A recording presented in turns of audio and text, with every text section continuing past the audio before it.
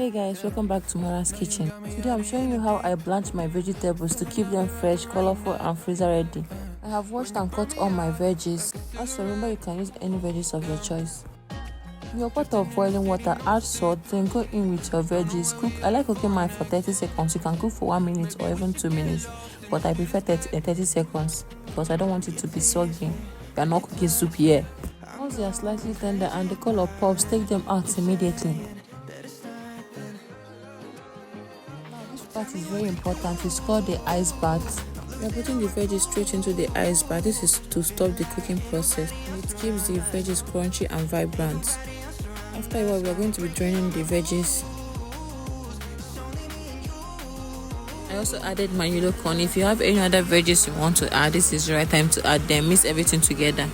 After draining them, then pack it into an airtight container or even bag. I use the Ziploc bag for it. That's it. Simple and stress-free. Mothers in the house, this is very good for school days.